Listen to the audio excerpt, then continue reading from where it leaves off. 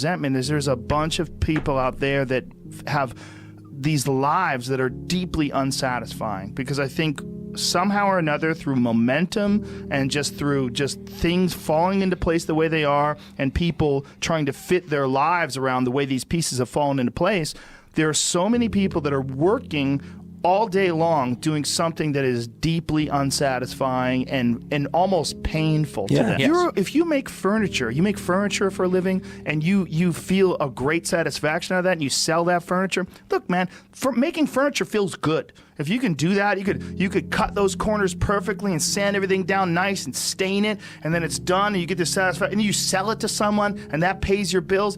That is infinitely more satisfying than being stuck in some fucking cubicle working for someone that you don't want to work for, having to have these stupid fucking office meetings, talking to people in human resources, sitting down with your supervisor where they evaluate your job performance, and you're not really, you really need to be enthusiastic about this company. This company is your future. This kind of you're like, fuck, kill me now.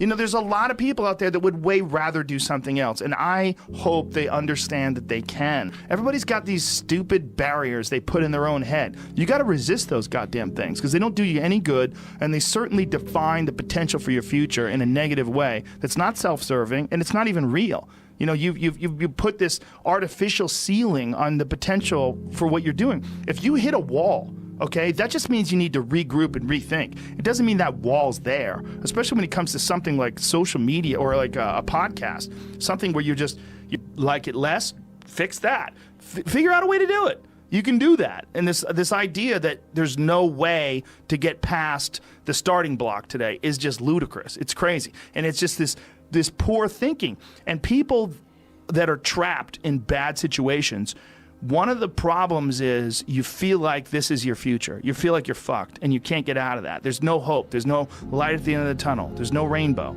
And if you feel like that, that alone can be incredibly defining and limiting.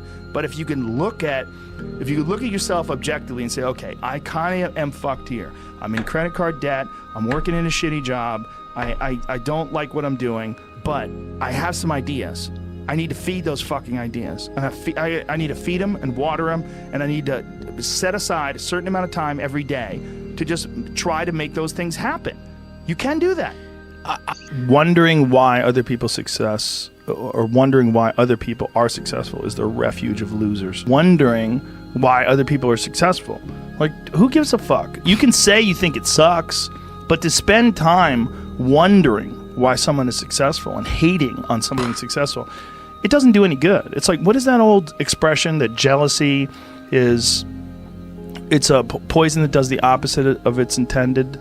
Is that your mind, you have a certain amount of bandwidth. This is why I don't read Instagram comments or Twitter comments or YouTube comments. Like, I don't have any time. If I read them, it's an accident. But to seek them out, like, you have bandwidth. I don't spend time wondering why I hate things or hating on someone or being jealous. You have, let's call it units. You have 100 units of bandwidth in your mind. So that means there's 100 units that you can spend on things you care about, or you could let your mind be occupied by some stupid fucking Twitter feud that you're in with some idiot that you don't even know, and you could spend 30% of your Twitter bandwidth or your mind bandwidth on this, and then you only have 70% for the things you love. And then maybe you're involved in some fucking relationship with someone who's an idiot, and you're arguing back and forth with them. Well, there's another 30% that's gone. Now you have 40% left. You have 40% for the things you love instead of 100%. But if you only concentrate on the things you care about that mean something to you, and I think that there's a lot of people out there that think somehow or another you're going to get to some place where you're living in silk sheets and you're getting your toes done while someone's dropping grapes into your mouth. I don't want that. I've never wanted that. That guy's not going to be happy. He's going to be bored. An hour into the grapes, you're going to get those fucking grapes away from me. Stop painting my toes. What am I doing in this bed?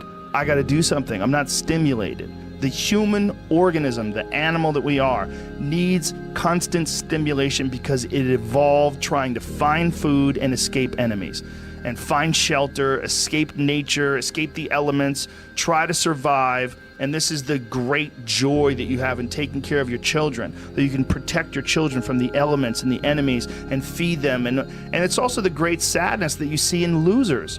When I see a loser, I see some guy who's 43 years old, lives in his parents' basement, and he fucking hates the world. I'm like, that was a baby.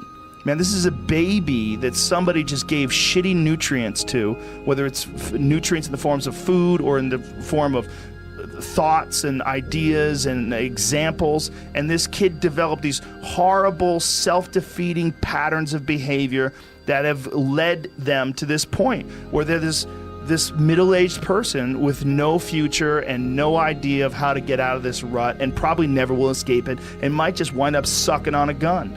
You know, I mean, this is the world that we live in today. And I think part of that world is because we have been fed this line of horseshit that you're supposed to seek comfort. And I don't think you are.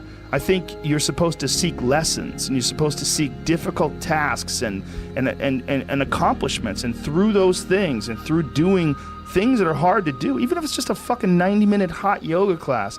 I do a 90-minute yoga class, man. Those last 20 minutes, I do not want to be there, man. And I definitely don't want to give 100%. And I can cheat.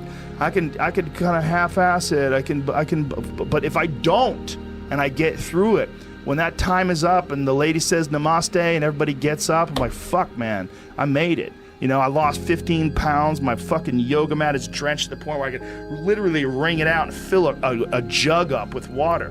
But through that struggle, I will now have a better day, and I better fucking do it again tomorrow or do something else, because if I just think, well, tomorrow I'm just going to coast and eat Twinkies and watch TV.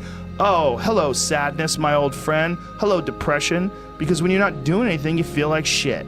And that's just a part of being a human being. And we can pretend that we're something other than what we really are. And we can pretend, nah, me, man, I'm just cool, just chilling, doing nothing. Bullshit. You're a fucking human. You're a human being. You evolved from the fucking hundreds of thousands of years of hunters and gatherers and people that were struggling. Those human reward systems are carved deeply into your DNA. And if you don't respect that, if you don't respect the mechanism of happiness and fulfillment and what you really need to do in order to feel satisfied in life, camaraderie, love, family, friendship, struggle, testing yourself, learning, all those things are imperative. They're all a giant part of being a person. Concentrating on people that suck or being jealous about people that are doing well does me zero good. But instead, if someone does well, I can be inspired and I can get fired up by it. I mean, I figured this out in my early 20s. I was like, okay, this is I have a poor way of looking at it, because it's a martial arts thing. Because in martial arts, like, you can't be jealous of someone else's ability. You have to realize you might have to fight them someday. So by realizing that they're really good, you're forced to be objective about it. And you have to go to work. Like, you have to go, fuck, that guy's better than me. I got to get better. And you have to go to work. Right. There's no positive benefit in underestimating someone. Underestimating someone will get you fucking killed. Like, literally. You're gonna get. But this is something I've cultivated for a long time and avoided things that make me unhappy and figured out what those things are and been very rigid about eliminating them from my life. And one of the big ones is eliminating interactions with people that are negative. That is gigantic. And because I've realized that I'm not really as independent as I used to like to think I was. I used to like to think that my thought process was independent and that I don't give a fuck what anybody thinks. That's nonsense. People say that because they absolutely care what people think and it bothers them. So they say, I don't give a fuck. But that I don't give a fuck stuff is almost entirely nonsense. You do care. And you care in both ways. You care if people are critical of you, care if people are positive of you, but you also care if people are living positive lives and they're motivating you. That's a big one. People are fuel, and other people, it's one of the reasons why I like talking to people, one of the reasons why I like to do podcasts, because I get a lot out of, like just talking to you about your time in the monastery or your push to get to that 100 miles. Like, you get energy out of people like that, and you think about this energy and you think about this inspiration when you're doing other things. And it also sets in your mind that when you meet these exceptional people that move you, like, what are the characters, what are the qualities that they have, what are the characteristics that they possess? and those things become significant and important to you. Whereas if you live around a bunch of people that are complaining and bitching about everything, and they see the negative in everything, and they're always whining, those people are the opposite of that. They're the opposite of inspiration, and they're mud. You're just like, what? It's like you're up to your ankles in mud. You try to trudge through life. It's difficult. You're not light. It's not pushing you. There's not a wind at your back. The wind's in your face, and it's rough, and over time, I've learned that these people, you're not going to fix them. I used to want to fix them when I was young. I used to want to go, hey man, I see what you're doing. Like, dude, don't do that anymore. Listen, just do this and stop doing that and start doing this. And if you just work towards this, you could be successful. And then a week later, the guy's doing the same shit. You're like, okay, right. I'm wasting a significant amount of my energy on someone who doesn't want to waste any of their energy on themselves. And so managing the community and the tribe that you're in, making sure that you're a good member of that tribe, that you're doing your part, and there's a lot of cynicism in these days about inspiration and about motivation, because there's a lot of fake shit. You can go on Instagram and you see a million of these inspirational quote pages, and they're run by people that are probably depressed. You see a lot of people that are, talking about how to get ahead in life, but they're not really doing anything themselves. So there's a lot of cynicism involved in that. But there's also sincerity in it. And you can get, if you just look at it with a pure heart and a pure mind, you can get a lot of energy out of that. And when you're around happy, inspirational people that are successful, it makes you feel better and you get inspired. And if you act on that inspiration, your life will be more fulfilled. And it's not just inspirational in terms of financial success, but in terms of doing difficult things, whether it's running 100 miles. It doesn't pay you a goddamn thing other than the wealth of the knowledge that you can push yourself to such an extreme.